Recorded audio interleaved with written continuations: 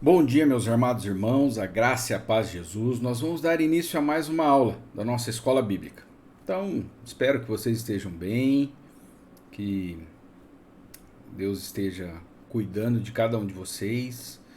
E, infelizmente, por conta da pandemia, nós ainda estamos com algumas restrições.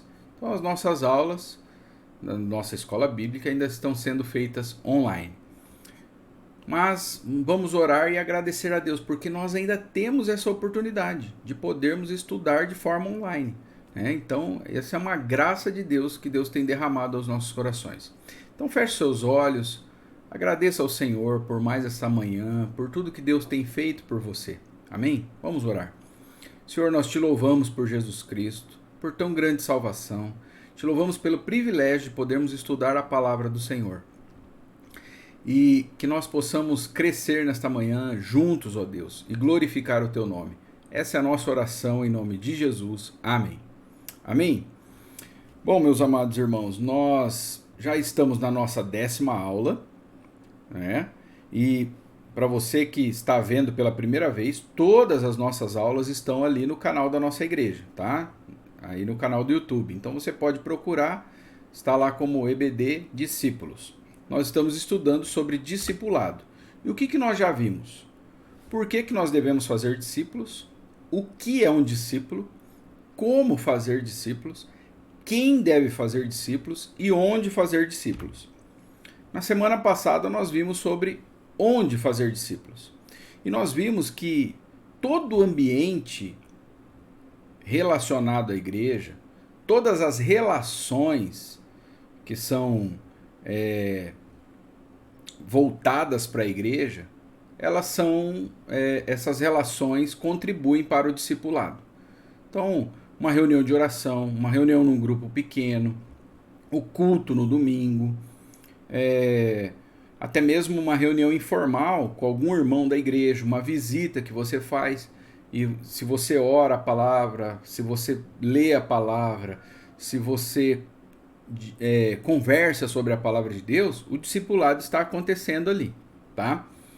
Mas nós vimos também que nós não podemos perder o foco de discipular as nações, porque esse é um chamado e conhecido como a grande comissão que Deus nos deu para irmos a todas as nações e fazermos discípulos de todos os povos.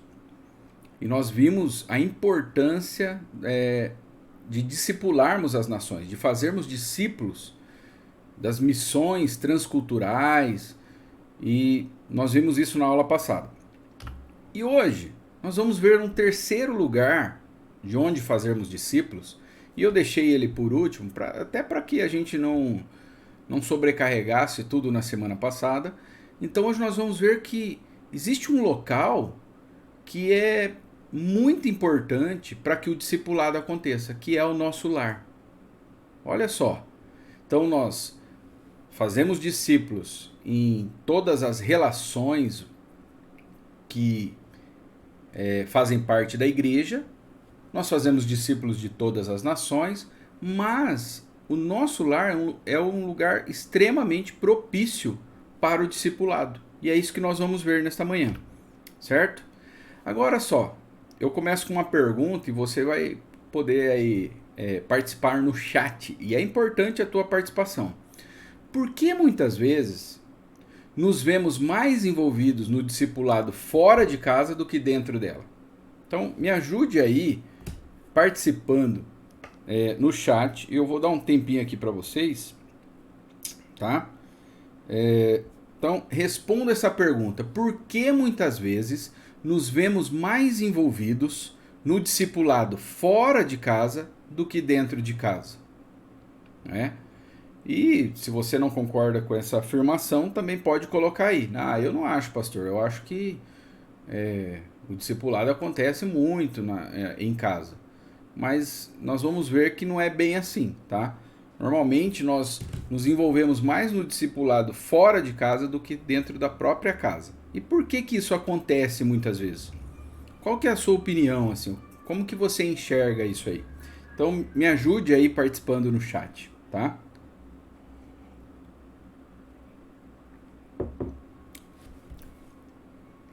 por que muitas vezes nos vemos mais envolvidos no discipulado fora de casa do que dentro dela. Então você que está chegando agora, né, que começou a assistir o vídeo agora, nós estamos discutindo uma questão aqui no chat, tá? Por que muitas vezes nos vemos mais envolvidos no discipulado fora de casa do que dentro dela? Então você pode dar a sua contribuição participando aí. E não deixe de colocar a sua opinião, é muito importante. Vou dar mais algum tempinho aí para vocês. Ok.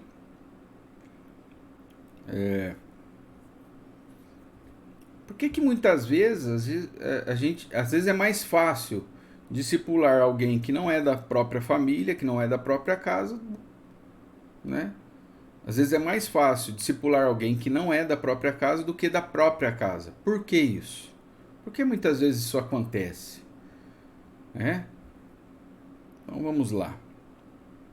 Então eu acho que já deu um tempo legal aí para vocês responderem. Depois, se alguém quiser participar, pode ir colocando aí no chat e a gente vai conversando. Ok? Então vamos para a nossa aula de hoje. O lar no Novo Testamento. Então nós vamos ver como que o Novo Testamento sempre enxergou a casa, o lar dos crentes. E como é importante o lar para o cristão no Novo Testamento. Olha esse texto, 1 Coríntios 16, 19. As igrejas da província da Ásia enviam-lhes saudações.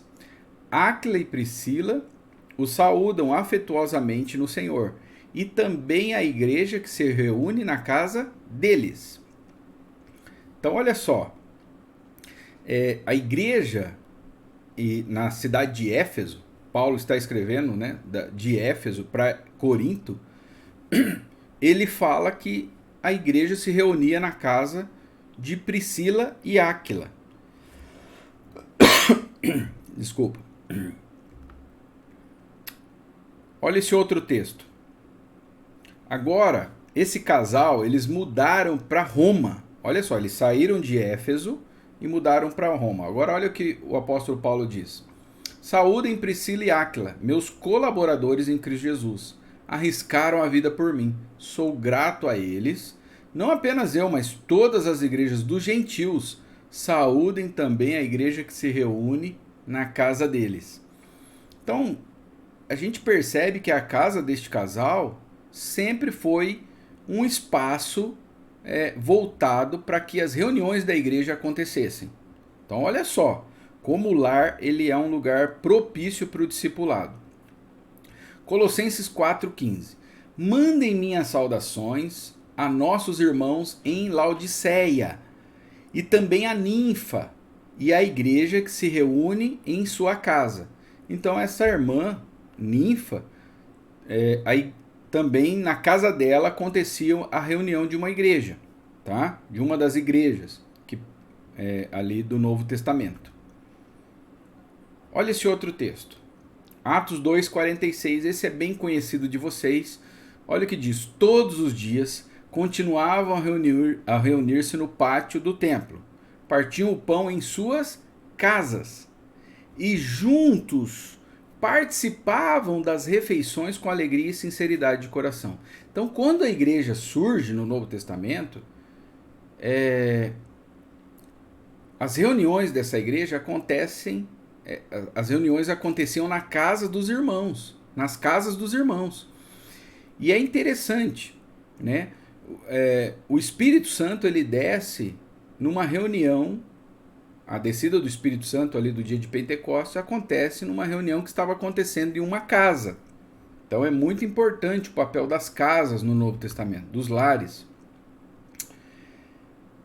Atos 5,42, olha só o que diz de novo. Todos os dias no templo e de casa em casa não deixavam de ensinar e proclamar que Jesus é o Cristo. Novamente, nós vemos aí a referência de que as reuniões da igreja aconteciam nas casas, certo? Atos 20:20. Olha o que o apóstolo Paulo aqui, é a despedida de Paulo com a igreja de Éfeso, e ele está falando as suas últimas palavras ali para aqueles irmãos. Olha o que ele diz: vocês sabem que não deixei de pregar-lhes nada que fosse proveitoso, mas ensinei-lhes tudo publicamente e de casa em casa. E por que de casa em casa? Porque as reuniões da igreja aconteciam nas casas, certo? Agora, alguns dados importantes para a gente ter uma noção aqui no Novo Testamento. Por 300 anos, irmãos, pensa bem, 300 anos a igreja não teve templo. Por 300 anos, as reuniões da igreja aconteciam nas casas dos irmãos.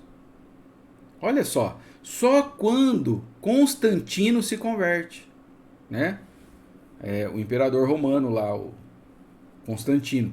Então, até esse período, as reuniões da igreja aconteciam nos lares, nas casas. Olha outra coisa importante, outro dado. As razões para a igreja ser no lar eram econômicas e políticas. Então, assim, por que as igrejas se reuniam nas casas?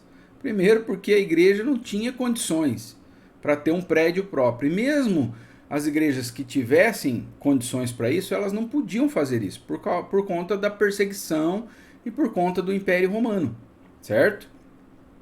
Então, por questões econômicas e políticas, a igreja, as reuniões das igrejas aconteciam nas casas, nos lares. Terceiro dado importante: ir à igreja significava ir a um lar transformado pelo Evangelho. Então, olha só, né, para que uma igreja acontecesse numa casa, é porque aquela casa tinha sido alcançada pelo Evangelho. Então, assim, ninguém ia abrir a sua casa para que as reuniões acontecessem ali se as pessoas não fossem convertidas. Pelo menos uma parte, né, dos membros daquela casa tinham que ser convertidos. Então, quando alguém ia numa casa, o que ele ia encontrar ali? Uma igreja na casa de uma pessoa que tinha sido alcançada pelo Evangelho, de uma família que tinha sido alcançada pelo Evangelho. E aí, um quarto ponto importante: o lar cristão deveria ser um modelo para a sociedade. Então, assim, quando uma pessoa visitava uma igreja, ela visitava o lar de um crente. E nesse lar, ela ia perceber, né, como que era o relacionamento dessa família que foi agora alcançada pelo Evangelho. E o relacionamento dessa família deveria ser um modelo para a sociedade. E é por isso que existem vários textos no Novo Testamento, pelo menos 3 ou 4 textos importantes nas cartas, tanto nas cartas de Paulo quanto na carta de Pedro, falando sobre como a família deveria se portar. Nós vamos ver só um, tá? O de Colossenses. Colossenses 3, 18 e 19. Então, como deveria ser o lar cristão? Olha só: mulheres, sujeitem aos seus maridos, como convém a quem está no Senhor. E maridos, amem suas mulheres e não as tratem com amargura. Então, era muito importante esses mandamentos para aquela época, né? Por quê? Imagina, o lar cristão, ele era uma referência para a sociedade. E ele era aberto para que a sociedade pudesse ver este lar no dia a dia. Então, assim, imagina, se você, toda semana, você frequenta a casa de um casal, igual Priscila e Áquila. Então, assim, eles tinham que dar bom testemunho, né? Porque eles estavam expostos à sociedade. Isso era muito sério. Então, hoje é mais difícil você perceber. Porque vamos imaginar, o casal ele vai a um prédio hoje, né? E eles podem ter brigado até o momento de entrar na porta. Aí no momento em que eles vão entrar na porta ali do prédio onde a igreja se reúne, eles disfarçam, eles sorriem e como se nada tivesse acontecido, né? Será que isso nunca aconteceu, né? Até às vezes com você que está me assistindo aí nessa manhã. Então olha só como que é, né? Então é muito mais fácil hoje maquiar a nossa vida cristã e o nosso o nosso comportamento em relação à nossa família. Então, naquela época, esses mandamentos, eles eram muito mais, assim, eles faziam muito mais sentido para a igreja. Não que hoje eles não são importantes, eles são. Mas hoje é mais difícil de nós percebermos se as mulheres estão se submetendo aos maridos, se os maridos estão tratando bem as suas mulheres, né? Hoje, assim, é muito mais... é mais difícil, ainda mais, assim, na época que nós vivemos, que nós estamos cada vez mais, assim, fechados entre si, assim, né? As pessoas estão cada vez mais isoladas umas das outras, né? Então, isso é mais complicado. Às vezes a gente fica até impressionado quando acontece uma crise na vida de um casal e você fala, puxa vida, né? Não imaginava que eles estavam vivendo uma crise já há tanto tempo. Eles pareciam ser tão apaixonados. Já percebeu isso aí? Né? Hoje é muito comum, porque às vezes, assim, diante das pessoas, em algumas situações assim restritas, as pessoas disfarçam, elas maqueiam, né? E naquela época não, o culto acontecia na casa dos irmãos que tinham sido alcançados pelo evangelho. Então eles estavam muito mais expostos a mostrar a sua vida e o seu dia a dia, tá? E aí o apóstolo Paulo vai falar também da relação dos filhos, ele fala do casal. Filhos, obedeçam aos seus pais em tudo, pois isso agrada ao Senhor, pois não irritem, Filhos, obedeçam aos seus pais em tudo, pois isso agrada ao Senhor. Pais, não irritem seus filhos para que eles não se desanimem. Colossenses 3, 20 e 21. Então isso também não era só a relação entre o casal, mas entre os pais e os filhos. Os filhos deveriam obedecer e os pais não deveriam irritar os filhos. E aqui tem um ponto interessante, os escravos. Então muitas famílias que vinham para Cristo tinham escravos, irmãos. Há um dado, né, que no primeiro século ali, 70% da população, quase 70% da população eram de escravos. Então, assim, muitas famílias que se converteram, que vieram a Cristo, elas ainda tinham escravos. E aí como que fazia? Não era só simplesmente assim, liberta ele. Né? Às vezes libertar aquele escravo seria um problema ainda maior para o escravo. Porque ele não teria condições de sobreviver fora daquela família. Então, e por outras razões, pensem, no primeiro século era império, não era uma democracia. Então as leis eram ditadas pelo governo romano. Mas o que acontecia quando um crente se convertia e ele tinha escravos? Aqui primeiro, na verdade, ele fala dos escravos que se convertiam. Olha o que Paulo diz aos escravos que se convertiam. Escravos, obedeçam em tudo seus senhores terrenos, não somente para agradar os homens, quando eles estão observando, mas com sinceridade de coração, pelo fato de vocês temerem ao Senhor. Então assim, Paulo fala para que os escravos obedeçam.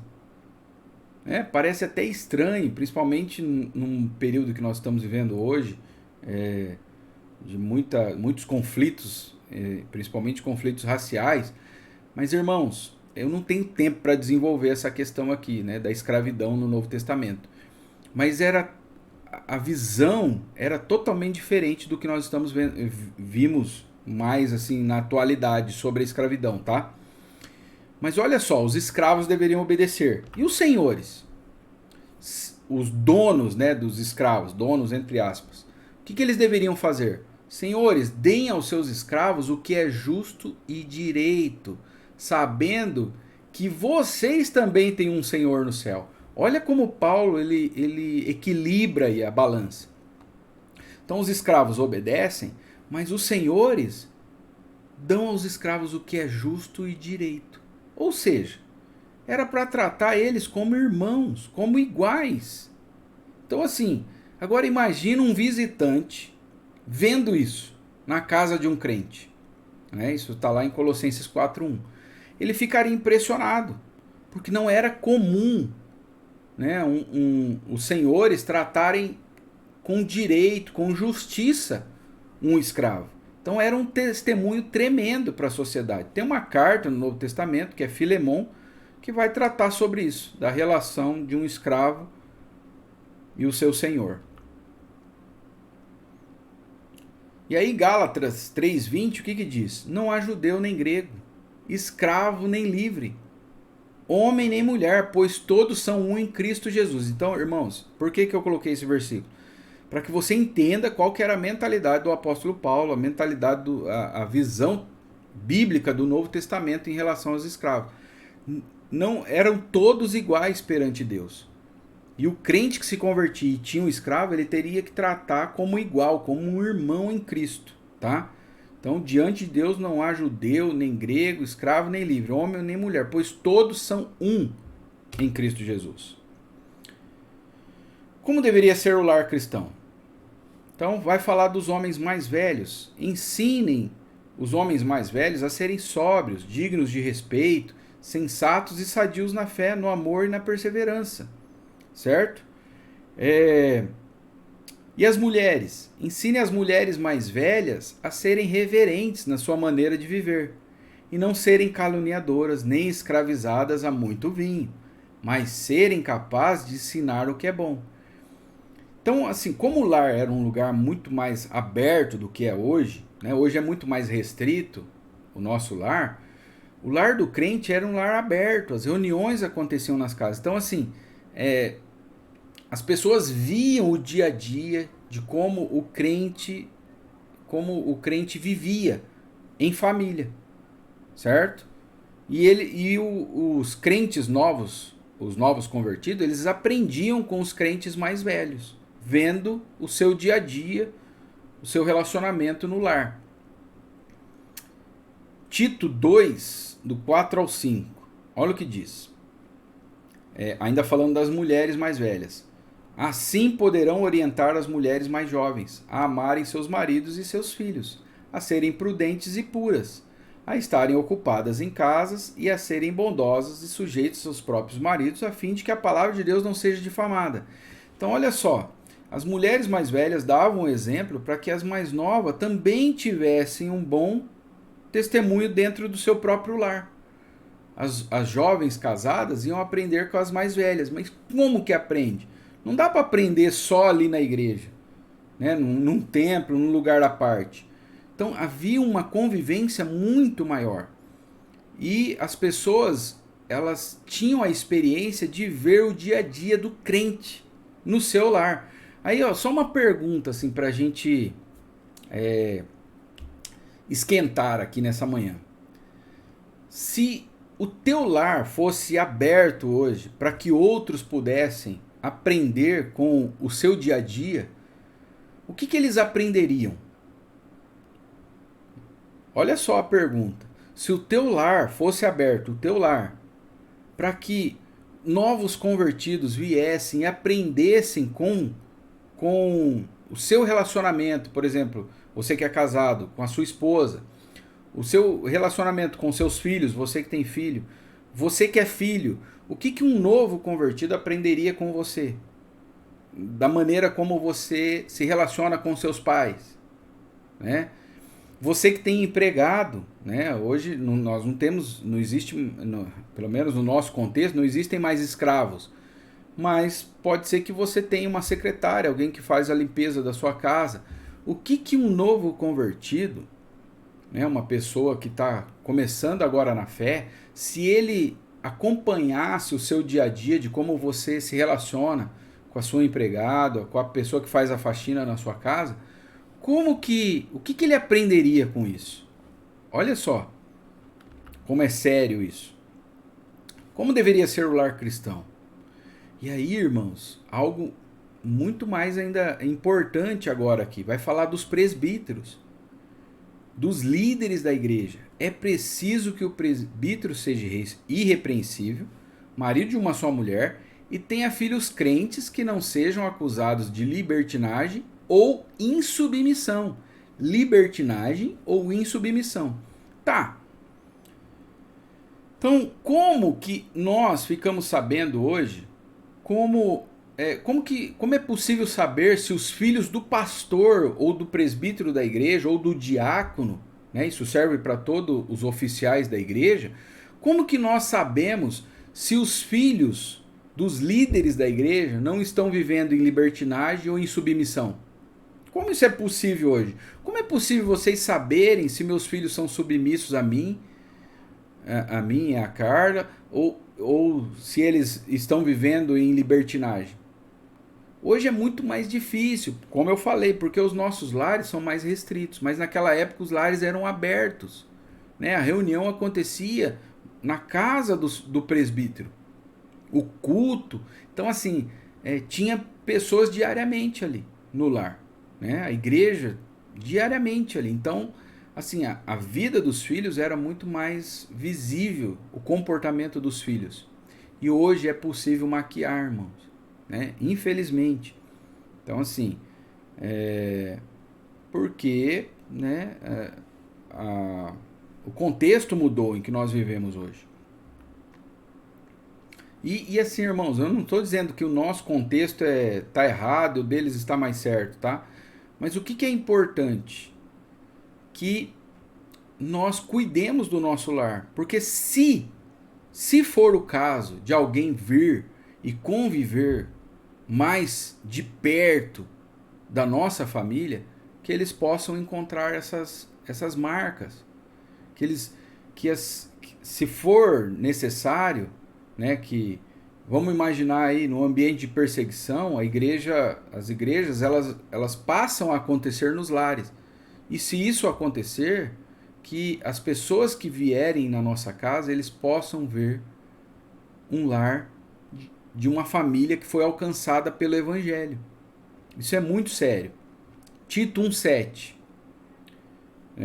Está falando ainda dos líderes da igreja. Por ser encarregado da obra de Deus, é necessário que o bispo seja irrepreensível, não orgulhoso, não briguento, não apegado ao vinho, não violento, nem ávido por lucro desonesto. De novo, como isso era possível? As pessoas tinham a oportunidade de acompanhar mais de perto a vida dos líderes. Olha só como isso é sério, irmãos, né? Então, se alguém acompanhar a tua família mais de perto, o que ela vai perceber? O que ela vai aprender com a sua família? Isso vale para mim também, tá? Tito 1:8 e 9, ainda falando dos líderes. É preciso, porém, que ele seja hospitaleiro, amigo do bem, sensato, justo, consagrado, tenha domínio próprio, apegue-se firmemente à mensagem fiel, da maneira como foi ensinada, para que seja capaz de encorajar outros pela sã doutrina e de refutar os que se opõem a ela. De novo, às vezes, será que é possível, dá para conhecer um presbítero só, às vezes, na reunião do domingo? Então, assim, às vezes a pessoa ela frequenta só o domingo à noite, 1h30 ali, né? 1h20, 1h30. Será que ela consegue perceber, por exemplo, que o pastor é hospitaleiro, é sensato, justo, que ele é uma pessoa consagrada? Às vezes não, porque assim, é muito pouco tempo de relacionamento ali, né? Aqueles minutos.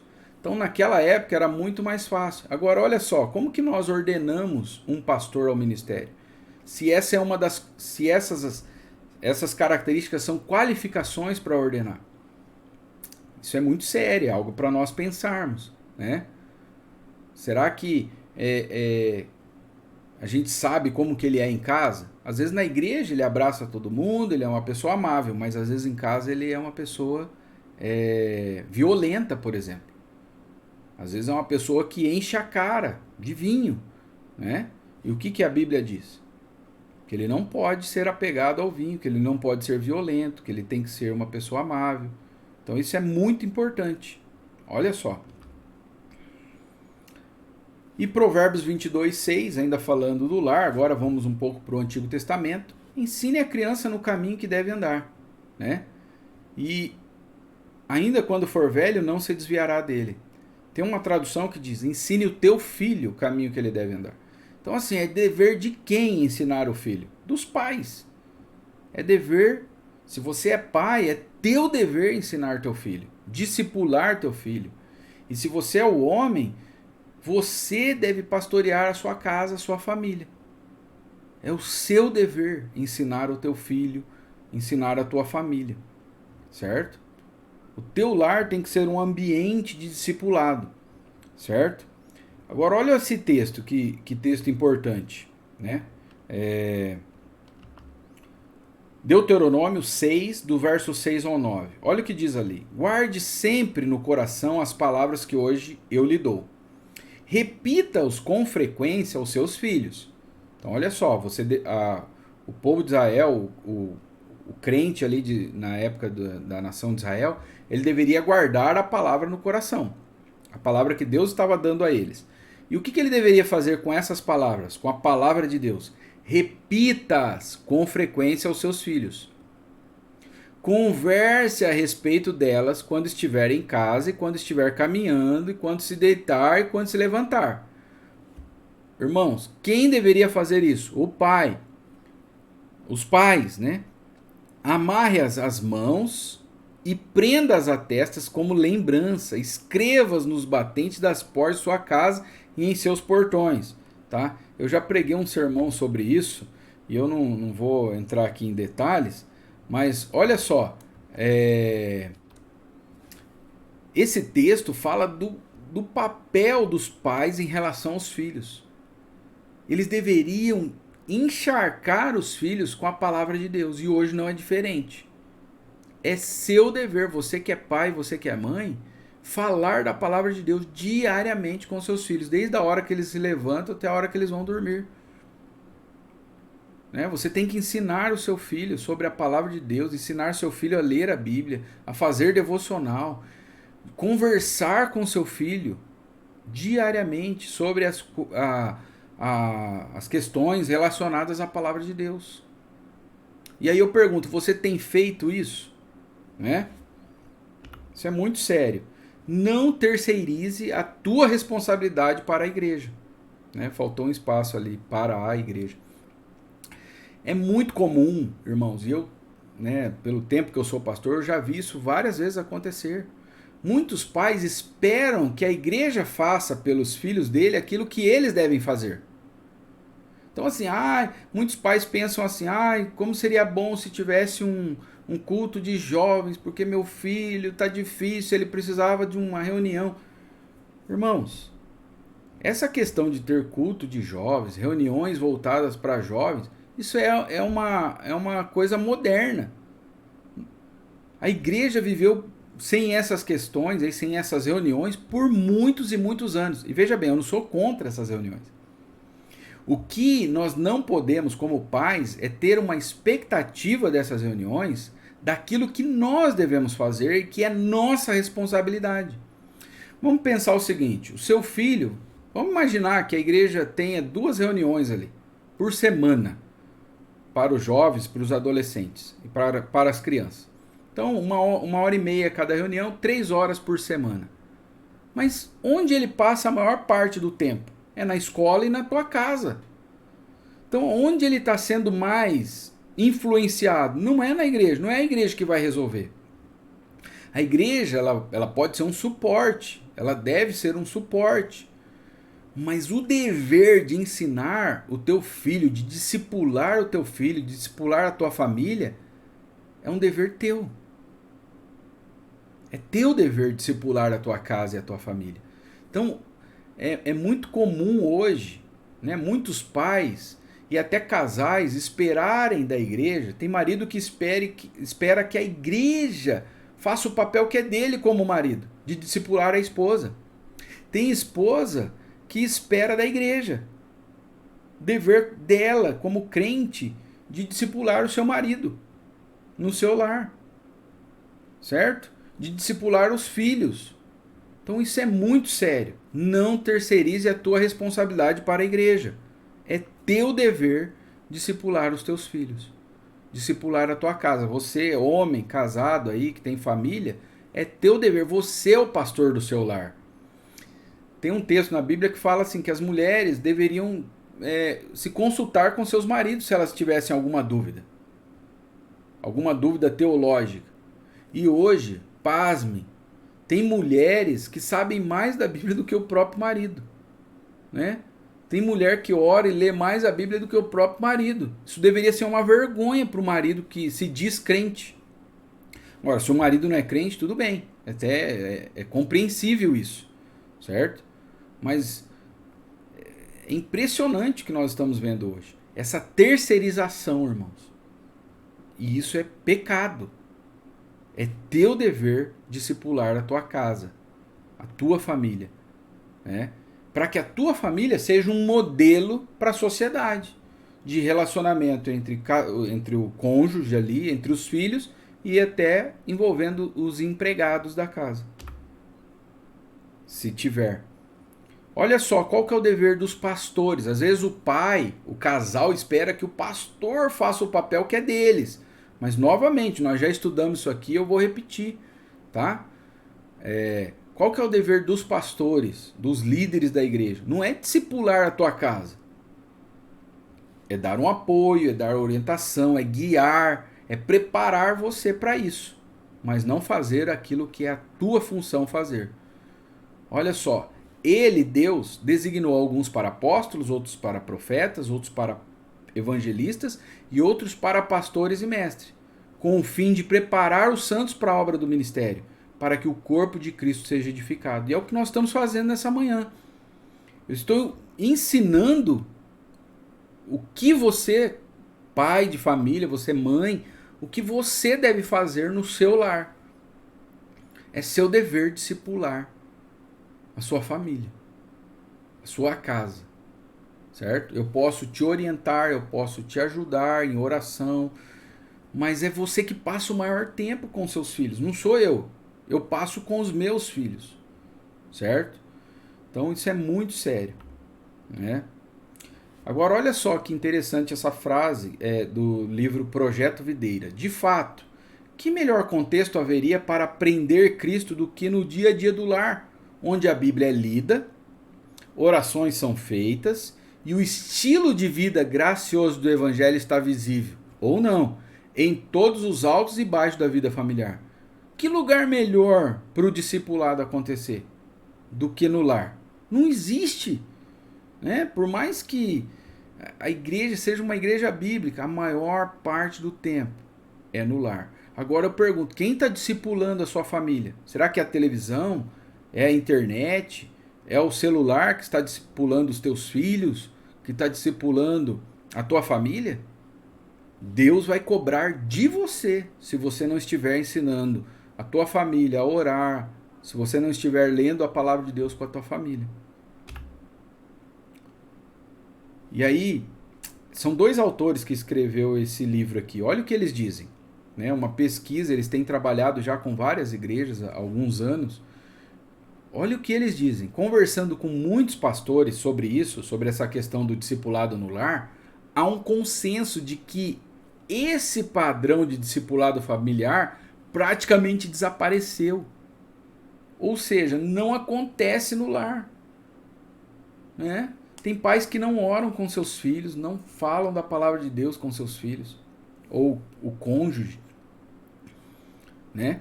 Aí ele diz, isso é um desastre, não só para as famílias, mas também para a igreja e para a sua missão no mundo. Né? Talvez a sua família vive um caos e a culpa não é da igreja.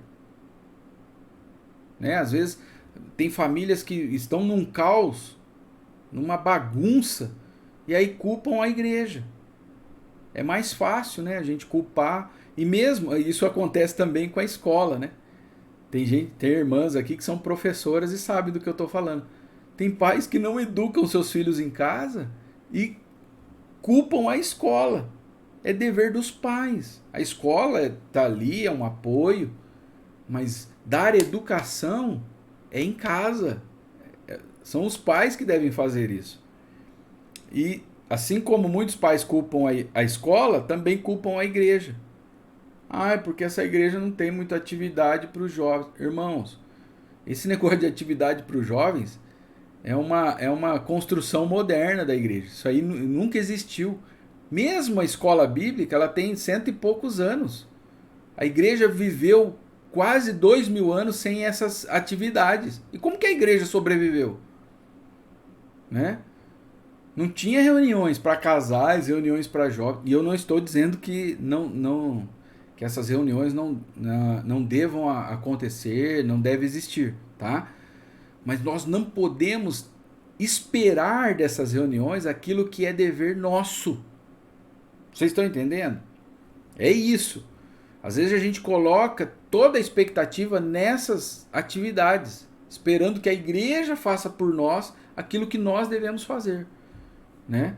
E lembrando, a maior parte do tempo nós não estamos na igreja, ali no prédio ali, né? Então, como podemos fazer discípulos no lar? É uma pergunta para nós aí, para nós respondermos. Como que nós podemos fazer discípulo no lar? E aí eu gostaria que você participasse aí, desse a sua contribuição. Como podemos fazer discípulos no lar? De que maneira? Dê a sua colaboração aí para nós. Certo? Então vou dar um tempo aí para vocês responderem. Como nós podemos fazer discípulos no lar? E aí a gente viu aí, olha como é importante, né, o nosso lar para o discipulado. Como nós podemos fazer discípulos no lar? De que maneira? Participa aí no chat, dê a sua colaboração. Como que nós podemos fazer discípulos no nosso lar? Coisa simples, né, que nós podemos fazer. Lembrando tudo que nós já vimos, como que o discipulado acontece, né? Quais ferramentas Deus nos deu para o discipulado? Tô dando uma dica aí para vocês, hein? Como que nós podemos fazer discípulos no nosso lar? Enquanto vocês vão escrevendo, né? É importante, se você ler o Novo Testamento, você perceber que as reuniões, os acontecimentos mais importantes no Novo Testamento aconteceram em igrejas, nos lares, tá? E por isso é muito importante os grupos de conexão, né? A gente tem visto a importância de participar, nossa igreja, agora por conta do distanciamento, aí por conta da pandemia, nós não estamos tendo. Mas, quando tudo voltar ao normal, e nós assim esperamos, com a graça de Deus, nós pretendemos voltar com as reuniões nos lares. E como é importante, irmãos, essas reuniões. Porque às vezes ali no culto formal, ali na igreja, no culto no domingo, que é importante, ele não deve ser jamais descartado, mas ele tem algumas restrições, né? Ali nós não temos como ter um momento de comunhão uma comunhão mais profunda ali no domingo. Então no lar a gente consegue de uma forma mais informal ter um relacionamento mais próximo. Então assim, é muito importante. E não só os encontros de conexão, mas também uma visita, né, informal que você faz ao seu irmão para conversar da palavra de Deus. Como nós podemos fazer discípulos no nosso lar, tá? Então, de que maneira, irmãos? Nós vimos isso usando os 4 P's, através da palavra de Deus. E a palavra de Deus ela pode ser aplicada de diversas formas no nosso lar, de várias formas, através de uma música, através de um texto bíblico que a gente lê, um diálogo que a gente tem com a nossa família sobre alguma porção das escrituras. Tem várias formas ali, né?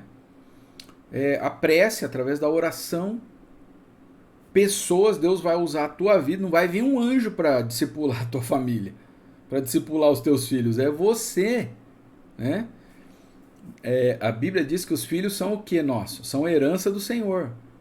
Então Deus nos dá a herança, mas quem tem que cuidar da herança é você, né? Sou eu com os meus filhos. E perseverança. Nós temos que perseverar, né? Pregando a palavra, orando pela nossa família. Agora uma tarefa para a semana. Você tem sido falho no discipulado do lar? Você que assistiu essa aula, você tem sido falho? O que você deve fazer? Peça perdão, se arrependa e mude isso. Então faça um propósito essa semana de aplicar ali os 4 P's, né? Com a sua família. Então assim, peça perdão, se arrependa e mude isso. Segunda tarefa, se você tem alguém em seu lar que não é convertido, procure aplicar os 4 P's com sabedoria.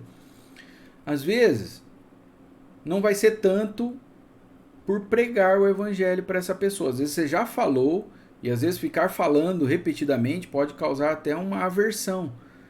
Mas os 4 P's não é só a pregação. Tem o segundo ali, que é a oração. Então ore. Eu tenho um marido que não é crente. Ore por ele. Eu tenho um filho que não é crente. Ore por ele. Persevere. Lembra? Um dos 4 P's é a perseverança. Então faça isso. E tendo oportunidade com sabedoria, também use a palavra de Deus também. Escreva um bilhete, peça, né, sabedoria a Deus, criatividade. A Bíblia diz que se alguém tem falta de sabedoria, peça a Deus. E ele não vai negar, e vai dar em abundância. Então assim, peça a Deus sabedoria de como aplicar os 4 P's. Palavra, oração, que é a prece, Deus te usar você e perseverança. Terceira tarefa. Toda a sua família é convertida? Não, toda a minha família é convertida, pastor. Então, continue aplicando os 4 P's no seu lar, porque o discipulado ele dura toda a vida. Né? Então, continue aplicando os 4 P's. Melhor ainda, louve a Deus se toda a tua família é convertida. Né? E quarto lugar, uma tarefinha aqui, ó. Leia a história de Susana Wesley. Anota aí, tira um print, tira uma foto dessa. Se você, né, escreva aí, pesquise sobre esta mulher. Ela teve 19 filhos. E um dos seus filhos foi John Wesley. Certo? Já ouviu falar da igreja metodista? Então, um dos filhos dessa mulher foi o fundador da igreja metodista. Irmãos, todas as vezes que eu leio a história dessa mulher, eu me emociono e assim, eu vejo o quanto eu sou falho. Né? Ela tinha 19 filhos. Leia sobre a história dela. É muito fácil, se você digitar, você vai encontrar ali biografia na internet sobre ela. O que ela fez. Tá? Então, que Deus abençoe a sua vida. Que essa semana seja uma semana de bênção para o teu lar. Bênção para a tua casa, para o teu casamento, para a vida dos teus filhos. Certo? E tem uma outra questão que nós não entramos. Tem pessoas que moram sozinhas. E aí como que você faz? Né? Então assim, aí o discipulado ele acontece com os parentes mais próximos, certo? Se você tem parentes, os mais próximos, que estão mais próximos a você, e também com seus vizinhos. Amém? Então que Deus abençoe você, abençoe a sua família, e que essa semana seja uma semana de discipulado no seu lar. Em nome de Jesus. Amém? Vamos orar agradecendo. Senhor, nós te louvamos por esta manhã, pela aula, por tudo que aprendemos, Pai. Primeiramente, pedimos perdão a Deus, porque nós falhamos muitas vezes, Pai, no discipulado do nosso lar. Às vezes somos mais envolvidos no discipulado fora do nosso lar do que no nosso próprio lar. Então nós pedimos que o Senhor nos perdoe, nos ajude a mudar isso, Pai. Que o nosso lar seja um lar onde o aroma agradável de Cristo esteja presente. Que o nosso lar seja um lar onde o perfume de Cristo exale ali, Pai. Para que a sociedade possa ver. Para que os nossos vizinhos possam ver. Para que os nossos parentes que não são crentes possam ver. Que nosso lar seja um exemplo. Em nome de Jesus. Use as nossas vidas, ó Deus, durante essa semana. Para que o discipulado, o fazer discípulos aconteça em nosso lar, Pai. Em nome de Jesus. Dá sabedoria aos casais, aqueles que têm filhos, aos solteiros, mesmo aqueles que moram sozinhos. Que o seu lar seja um lar de bênção para todos os que estão à sua volta. Essa é a nossa oração, Pai. Que o nosso lar seja um lar de bênção para todos que estão à nossa volta. Em nome de Jesus. Amém. Amém, meus irmãos. Deus abençoe. Um bom domingo e até a noite, se Deus quiser. Um abraço a todos.